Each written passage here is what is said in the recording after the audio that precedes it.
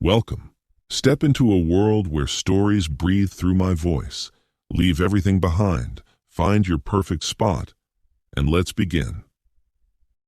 Many a one who had before him trodden that same street must have uttered the same words.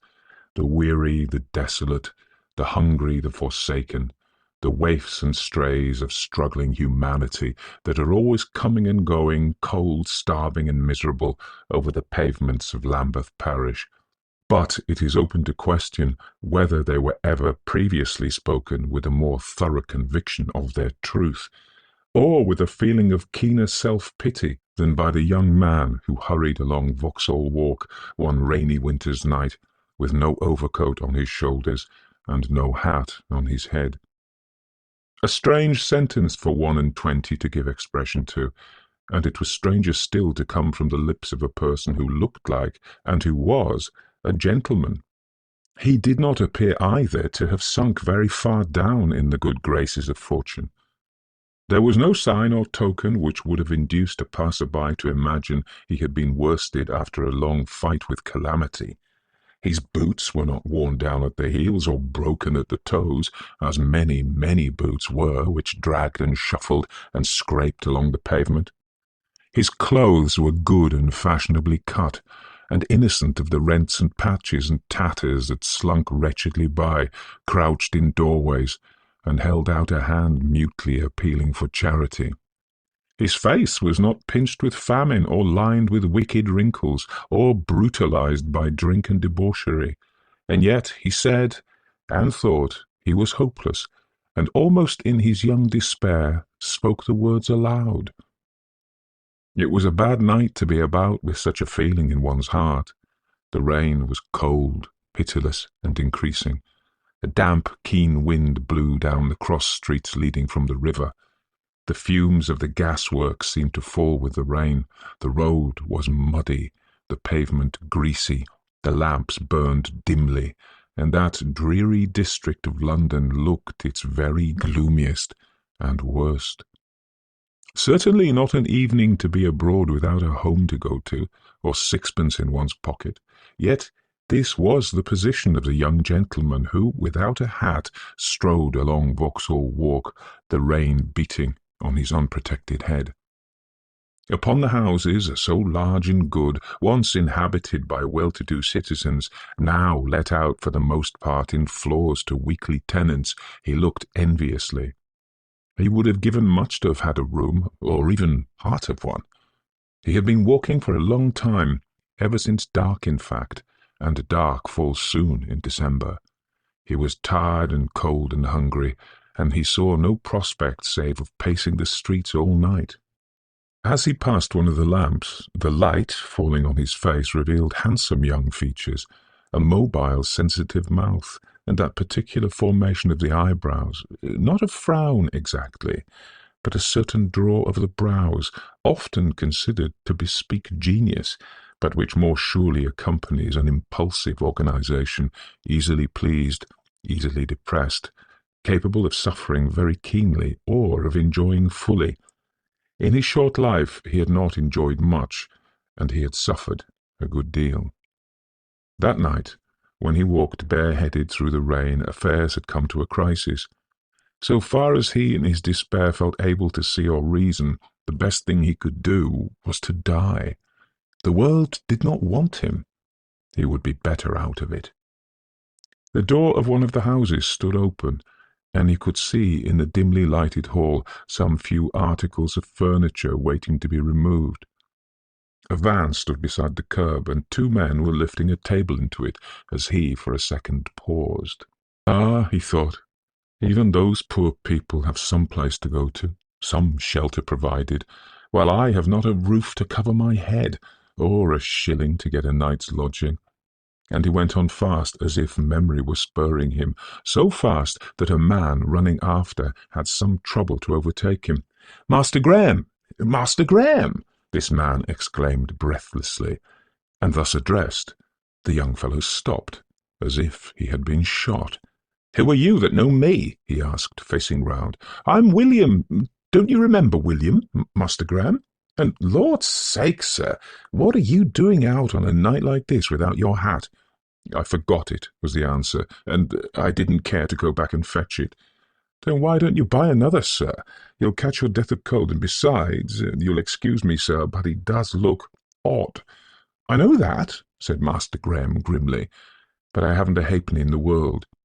Have you and the master then, began the man, but there he hesitated and stopped. Had a quarrel? Yes, and one that will last us our lives, finished the other, with a bitter laugh. And where are you going now? Going? Nowhere, except to seek out the softest paving stone or the shelter of an arch. You're joking, sir. I don't feel much in the mood for jesting either. Will you come back with me, Master Graham? We're just at the last of our moving, but there's a spark of fire still in the grate, and it would be better talking out of this rain. Will you come, sir? Come? Of course I'll come, said the young fellow, and turning, they retraced their steps to the house he had looked into as he passed along. An old, old house, with long, wide hall, stairs low, easy of ascent, with deep cornices to the ceilings, and oak floorings, and mahogany doors which still spoke mutely of the wealth and stability of the original owner, who had lived before the Tradescants and Ashmoles were thought of, and had been sleeping far longer than they, in St. Mary's churchyard, hard by the Archbishop's palace. Step upstairs, sir, entreated the departing tenant. It's cold down here, with the door standing wide. Had you the whole house, then, William? Asked Graham Coulton in some surprise. The whole of it, and right sorry I, for one, am to leave it, but nothing else would serve my wife. This room, sir. And with little conscious pride, William, doing the honours of his late residence, asked his guest into a spacious apartment occupying the full width of the house on the first floor. Tired though he was, the young man could not repress an exclamation of astonishment. "Why, we have nothing so large as this at home, William," he said. "It's a fine house," answered William, raking the embers together as he spoke and throwing some wood upon them. "But, like many a good family, it has come down in the world." There were 4 windows in the room, shuttered close. They had deep, low seats, suggestive of pleasant days gone by, when, well curtained and well cushioned, they formed snug retreats for the children, and sometimes for adults also. There was no furniture left, unless an oaken settle beside the hearth, and a large mirror let into the panelling at the opposite end of the apartment, with a black marble console table beneath it, could be so considered. But the very absence of chairs and tables enabled the magnificent proportions of the chamber to be seen to full advantage, and there was nothing to distract the attention from the ornamented ceiling, the panelled walls, the old-world chimney-piece so quaintly carved, and the fireplace lined with tiles, each one of which contained a picture of some scriptural or allegorical subject. "Had you been staying on here, William," said Coulton, flinging himself wearily on the settle, "I'd have asked you to let me stop where I am for the night." "If you can make shift, sir, there's nothing, as I am aware of, to prevent you stopping," answered the man, fanning the wood into a flame. "I shan't take the key back to the landlord till tomorrow, and this would be better for you than the cold streets, at any rate." "Do you really mean what you say?" asked the other eagerly. "I should be thankful to lie here. I feel dead beat." "Then stay, Master Graham, and welcome. I'll fetch a basket of coals I was going to put in the van and make up a good fire so that you can warm yourself. Then I must run round to the other house for a minute or two, but it's not far, and I'll be back as soon as ever I can." "Thank you, William. You were always good to me," said the young man gratefully. "This is delightful." And he stretched his numbed hands over the blazing wood and looked round the room with a satisfied smile. "I didn't expect to get into such quarters," he remarked, as his friend in need reappeared, carrying a half-bushel basket full of coals, with which he proceeded to make up a roaring fire. "I'm sure the last thing I could have imagined was meeting with anyone I knew in Vauxhall Walk."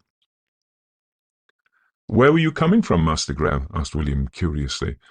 "From old Melfield's. I was at his school once, you know, and he's now retired, and is living upon the proceeds of years of robbery in Kennington Oval.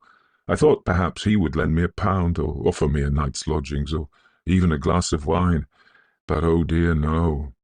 He took the moral tone, and observed he could have nothing to say to a son who defied his father's authority. He gave me plenty of advice, but nothing else. and showed me out into the rain with a bland courtesy for which I could have struck him. William muttered something under his breath which was not a blessing, and added aloud, "You're better here, sir, I think. At any rate, I'll be back in less than half an hour." Left to himself, young Coulton took off his coat and, shifting the settle a little, hung it over the end to dry. With his handkerchief he rubbed some of the wet out of his hair. Then, perfectly exhausted, he lay down before the fire and, pillowing his hand on his arm, fell fast asleep. He was awakened nearly an hour afterwards by the sound of someone gently stirring the fire and moving quietly about the room. Starting into a sitting posture, he looked around him, bewildered for a moment, and then, recognizing his humble friend, said, laughing, "I lost myself. I couldn't imagine where I was." "I'm sorry to see you here, sir," was the reply, "but still this is better than being out of doors. It's come on a nasty night. I brought a rug round with me that perhaps you could wrap yourself in." "I wish at the same time you had brought me something to eat," said the young man, laughing. "Are you hungry then, sir?" asked William in a tone of concern. "Yes, I've had nothing to eat since breakfast. The governor and I commenced rowing the minute we sat down to luncheon, and I rose and left the table.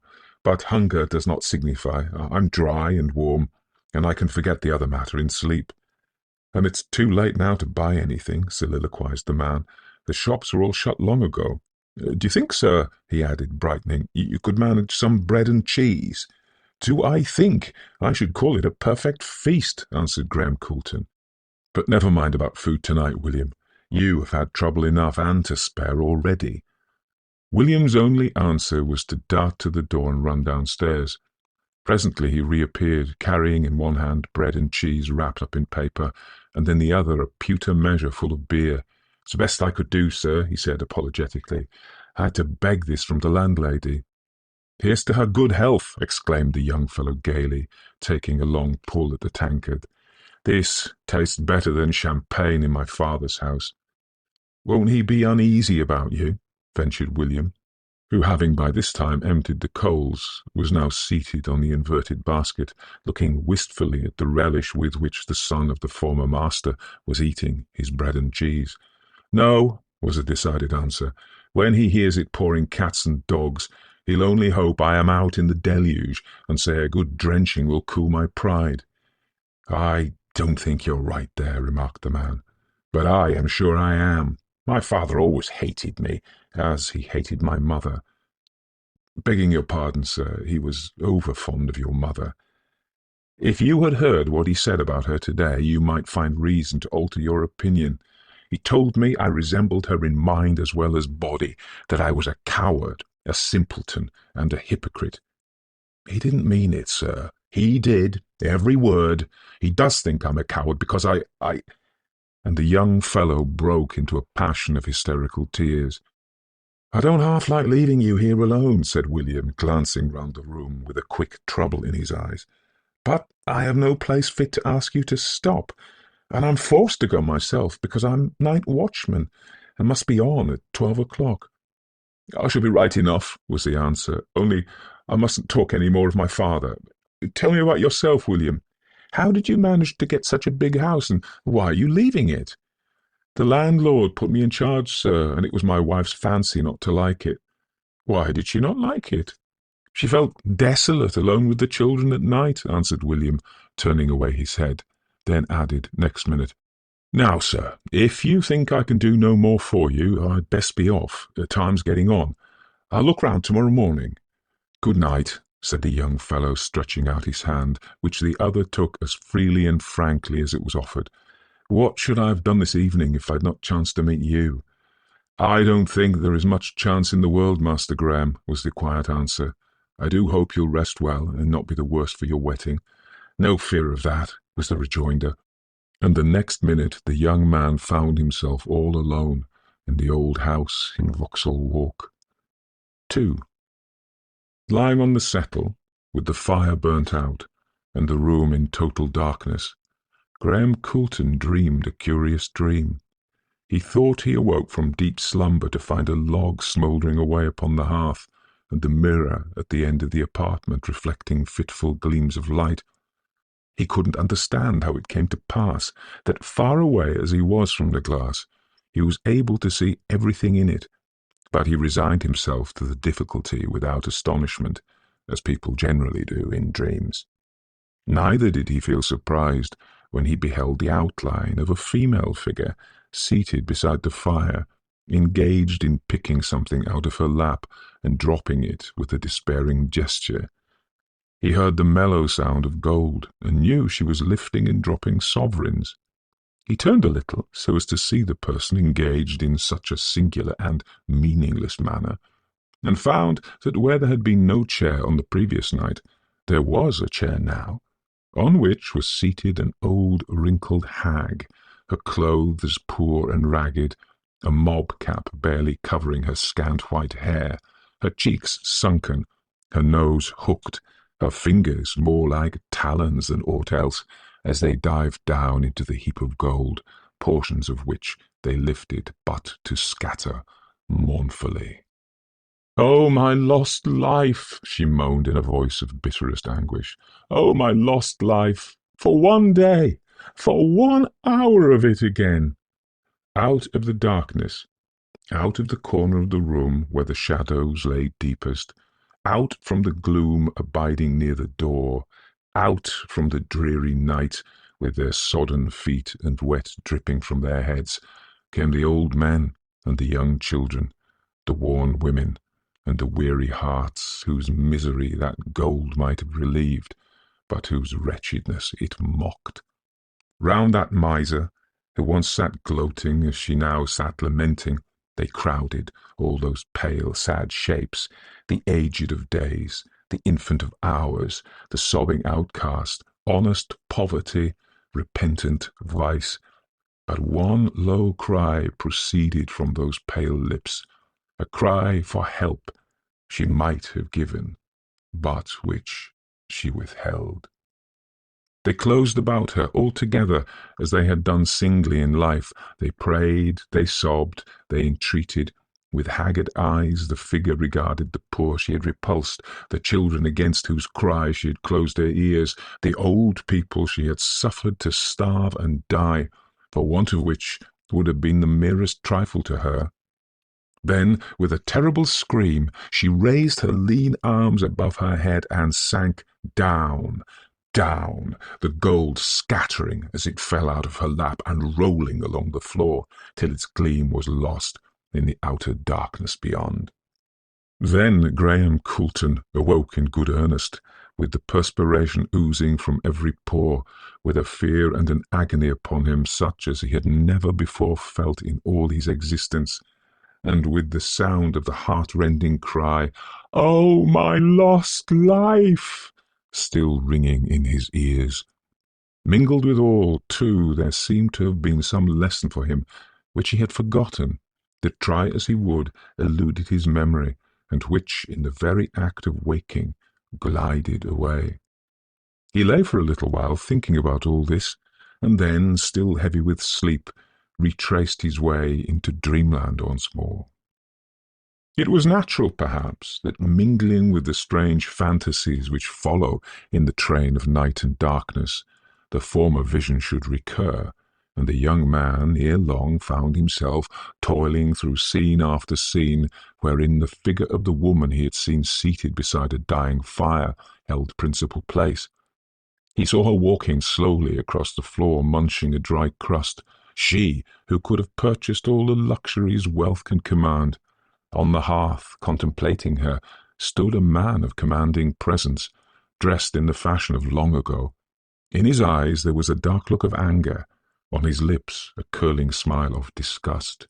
And somehow, even in his sleep, the dreamer understood it was the ancestor to the descendant he beheld, that the house put to mean uses in which he lay had never so far descended from its higher state, as the woman possessed of so pitiful a soul, contaminated with the most despicable and insidious vice poor humanity knows, for all other vices seem to have connection with the flesh, but the greed of the miser eats into the very soul. Filthy of person, repulsive to look at, hard of heart as she was, he yet beheld another phantom, which, coming into the room, met her almost on the threshold, taking her by the hand and pleading, as it seemed, for assistance. He couldn't hear all that passed, but a word now and then fell upon his ear, some talk of former days, some mention of a fair young mother, an appeal, as it seemed, to a time when they were tiny brother and sister, and the accursed greed for gold had not divided them. All in vain. The hag only answered him as she had answered the children and the young girls and the old people in his former vision. Her heart was as invulnerable to natural affection as it had proved to human sympathy. He begged, as it appeared, for aid to avert some bitter misfortune or terrible disgrace, and adamant might have been found more yielding to his prayer. Then the figure standing on the hearth changed to an angel, which folded its wings mournfully over its face, and the man with bowed head slowly left the room. Even as he did so, the scene changed again. It was night once more, and the miser wended her way upstairs. From below, Graham Coulton fancied he watched her toiling wearily from step to step. She had aged strangely since the previous scenes. She moved with difficulty. It seemed the greatest exertion for her to creep from step to step, her skinny hand traversing the balusters with slow and painful deliberateness. Fascinated, the young man's eyes followed the progress of that feeble, decrepit woman. She was solitary in a desolate house, with a deeper blackness than the darkness of night waiting to engulf her.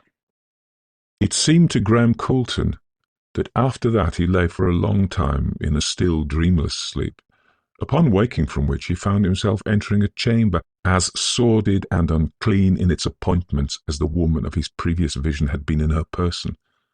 The poorest labourer's wife would have gathered more comforts around her than that room contained. A four-poster bedstead without hangings of any kind, a blind drawn up awry, an old carpet covered with dust and dirt on the floor, a rickety washstand with all the paint worn off it, an ancient mahogany dressing-table, and a cracked glass spotted all over, were all the objects he could at first discern. Looking at the room through that dim light which oftentimes obtains in dreams.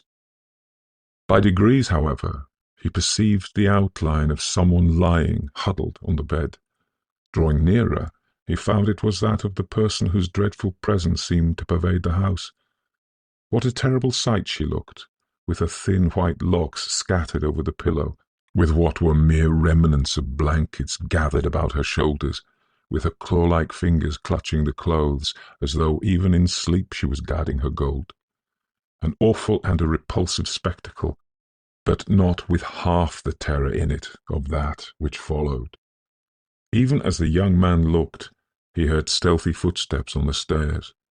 Then he saw first one man and then his fellow steal cautiously into the room. Another second, and the pair stood beside the bed, murder in their eyes. Graham Coulton tried to shout, tried to move, but the deterrent power which exists in dreams only tied his tongue and paralyzed his limbs. He could but hear and look, and what he heard and saw was this. Aroused suddenly from sleep, the woman started, only to receive a blow from one of the ruffians, whose fellow followed his lead by plunging a knife into her breast. Then, with a gurgling scream, she fell back on the bed, and at that same moment, with a cry, Graham Coulton again awoke. To thank heaven, it was but an illusion. 3. "I hope you slept well, sir." It was William who, coming into the hall with the sunlight of a fine bright morning streaming after him, asked this question. "Had you a good night's rest?" Graham Coulton laughed and answered, "Why, faith, I was somewhat in the case of Paddy, who couldn't sleep for dreaming. I slept well enough, I suppose, but whether it was in consequence of the row with my dad, or the hard bed, or the cheese, most likely the bread and cheese so late at night, I dreamt all the night long the most extraordinary dreams. Some old woman kept cropping up, and I saw her murdered." "You don't say that, sir?" said William nervously. "I do indeed," was the reply. "However, that's all gone and past. I've been down in the kitchen and have had a good wash, and I'm as fresh as a daisy and hungry as a hunter, and, oh, William, can you get me any breakfast?" "Certainly, Master Graham. I've brought round a kettle, and I'll make the water boil immediately. I suppose, sir," this tentatively, "you'll be going home today?" "Home?" repeated the young man. "Decidedly not. I'll never go home again till I return with some medal hung to my coat, or a leg or an arm cut off. I've thought it all out, William. I'll go and enlist. There's talk of a war, and living or dead, my father shall have reason to retract his opinion about my being a coward." "I'm sure the Admiral never thought you anything of the sort, sir," said William. "Why, you have the pluck of 10. "Not before him," answered the young fellow sadly. "You'll do nothing rash, Master Graham. You won't go listing or aught of that sort in your anger." "If I don't, what's to become of me?" asked the other. "I cannot dig to beg. I'm ashamed. Why, but for you, I shouldn't have had a roof over my head last night." "Not much of a roof, I'm afraid, sir." "Not much of a roof?" repeated the young man. "Why, who could desire a better? What a capital room this is," he went on, looking around the apartment, where William was now kindling a fire. "One might dine 20 people here easily. If you think so well of the place, Master Graham, you might stay here for a while, till you've made up your mind what you're going to do. The landlord won't make any objection, I'm very sure." "Oh, nonsense. He would want a long rent for a house like this." "I dare say, if he could get it," was William's significant answer. "What do you mean? Won't the place let?" "No, sir. I didn't tell you last night, but there was a murder done here, and people are shy of the house ever since." "A murder? What sort of murder? Who was murdered?" "A woman, Master Graham, the landlord's sister. She lived here all alone and was supposed to have money. Whether she had or not, she was found dead from a stab in her breast, and if there ever was any money, it must have been taken at the same time, for none was ever found in the house from that day to this." "Was that the reason your wife wouldn't stop here?" asked the young man, leaning against the mantel-shelf and looking thoughtfully down on William. "Yes, sir. She couldn't stand it any longer. She got that thin and nervous no one would have believed it possible. She never saw anything, but she said she heard footsteps and voices, and then when she walked through the hall or up the staircase, someone always seemed to be following her. We put the children to sleep in that big room you had last night, and they declared they often saw an old woman sitting by the hearth." "Nothing ever came my way," finished William with a laugh. "I was always ready to go to sleep the minute my head touched the pillow." "Were not the murderers discovered?" asked Graham Coulton. "No, sir. The landlord, Miss Tynan's brother, had always lain under the suspicion of it, quite wrongfully, I'm very sure, but he'll never clear himself now. It was known he came and asked her for help a day or two before the murder, and it was also known he was able within a week or two to weather whatever trouble had been harassing him. Then, you see, the money was never found, and altogether people scarce knew what to think." Ejaculated Graham Coulton, and he took a few turns up and down the apartment. "Could I go and see this landlord?" "Surely, sir, if you had a hat," answered William, with such a serious decorum that the young man burst out laughing. "That is an obstacle, certainly," he remarked, "and I must make a note do instead. I have a pencil in my pocket, so here goes." Within half an hour from the dispatch of that note, William was back again with a sovereign, the landlord's compliments, and he would be much obliged if Mr. Coulton could step round. "You'll do nothing rash, sir," entreated William. "Why, man," answered the young fellow, "one may as well be picked off by a ghost as a bullet. What is there to be afraid of?" William only shook his head.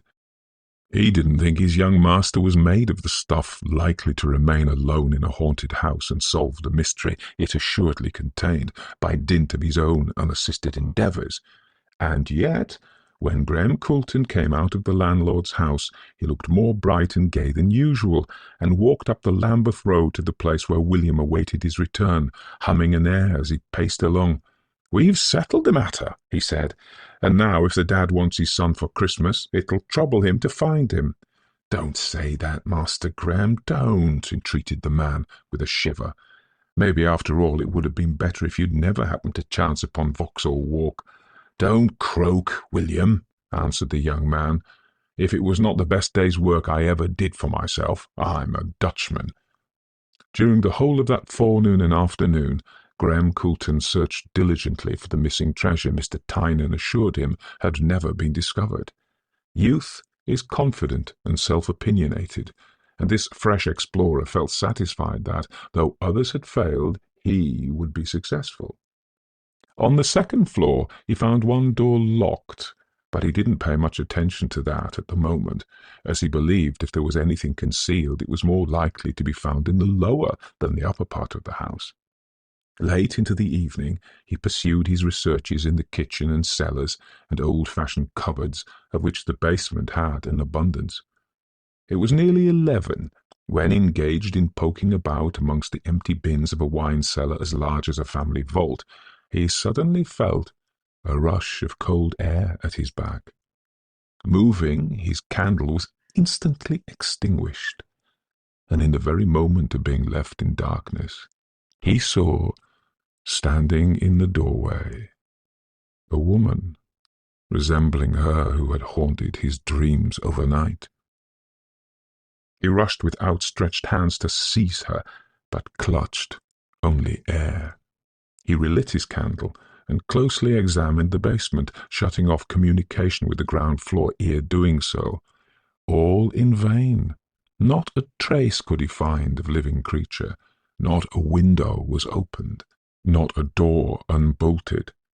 "It is very odd," he thought, as, after securely fastening the door at the top of the staircase, he searched the whole upper portion of the house, with the exception of the one room mentioned.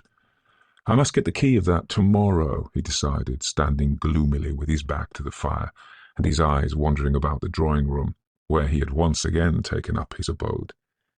Even as the thought passed through his mind, he saw standing in the open doorway a woman with white, dishevelled hair, clad in mean garments, ragged and dirty.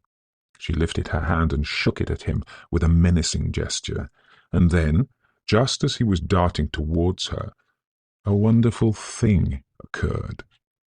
From behind the great mirror there glided a second female figure, at the sight of which the first turned and fled, uttering piercing shrieks as the other followed her from story to story. Sick almost with terror, Graham Coulton watched the dreadful pair as they fled upstairs past the locked room to the top of the house. It was a few minutes before he recovered his self-possession. When he did so and searched the upper apartments, he found them totally empty. That night, ere lying down before the fire, he carefully locked and bolted the drawing-room door. Before he did more, he drew the heavy settle in front of it, so that if the lock were forced, no entrance could be effected without considerable noise. For some time he lay awake, then dropped into a deep sleep, from which he was awakened suddenly by a noise as if of something scuffling stealthily behind the wainscot. He raised himself on his elbow and listened, and to his consternation beheld seated at the opposite side of the hearth the same woman he had seen before in his dreams, lamenting over her gold. The fire was not quite out, and at that moment shot up a last tongue of flame. By the light, transient as it was, he saw that the figure pressed a ghostly finger to its lips, and by the turn of its head and the attitude of its body seemed to be listening. He listened also. Indeed, he was too much frightened to do aught else. More and more distinct grew the sounds which had aroused him, a stealthy rustling coming nearer and nearer, up and up, it seemed, behind the wainscot. "It is rats," thought the young man, though indeed his teeth were almost chattering in his head with fear. But then in a moment he saw what disabused him of that idea, the gleam of a candle or lamp through a crack in the panelling. He tried to rise, he strove to shout, all in vain, and sinking down remembered nothing more till he awoke to find the grey light of an early morning stealing through one of the shutters he had left partially unclosed.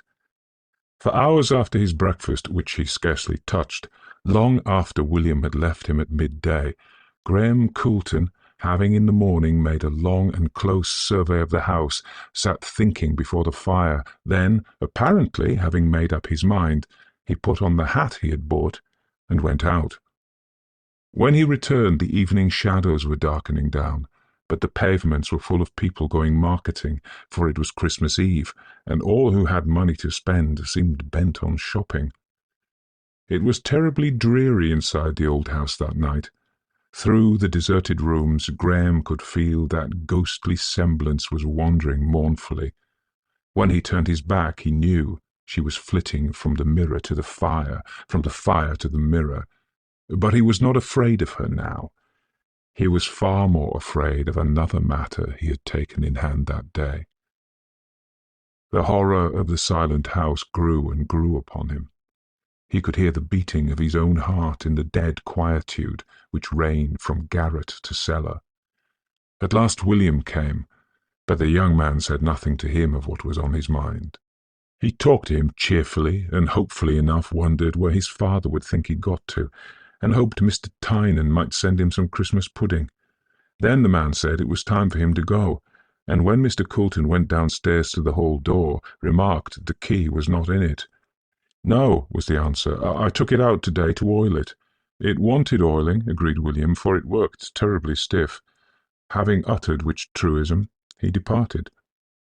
Very slowly the young man retraced his way to the drawing-room, where he only paused to lock the door on the outside. Then, taking off his boots, he went up to the top of the house, where, entering the front attic, he waited patiently, in darkness and in silence.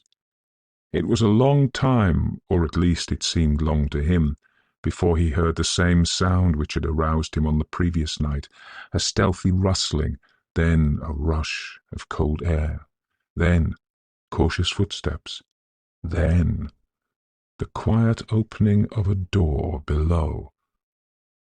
It did not take as long in action as it is required to tell.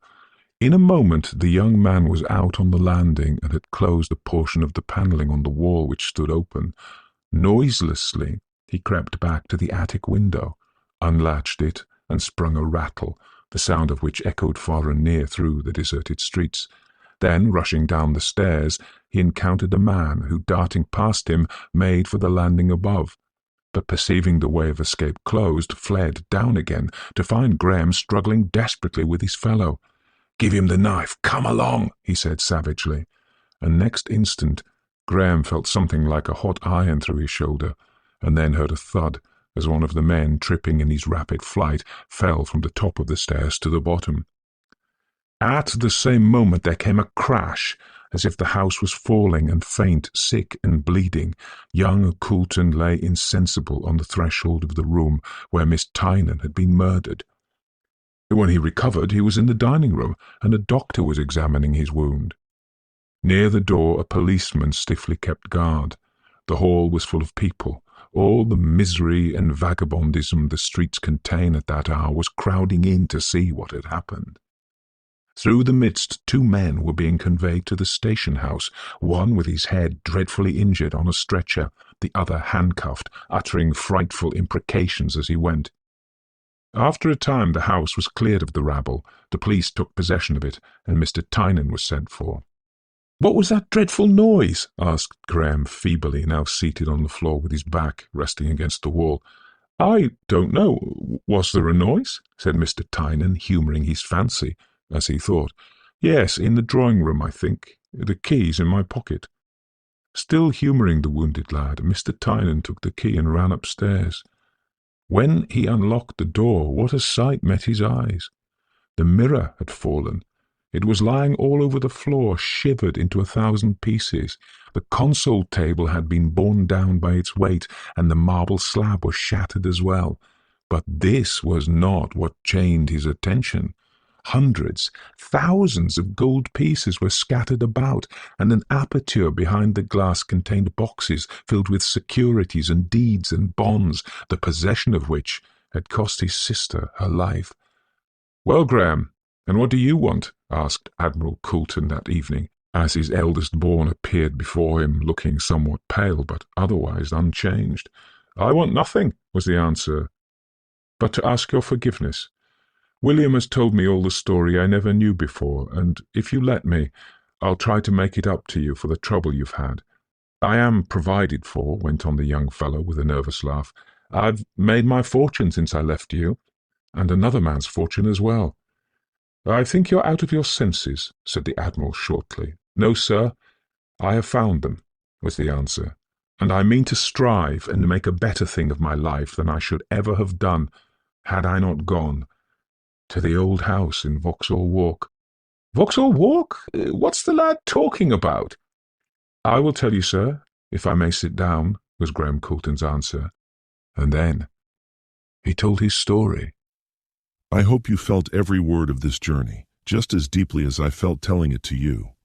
If you want to stay part of the story, hit subscribe and ring the bell. Something even more captivating is already on its way. Until next time.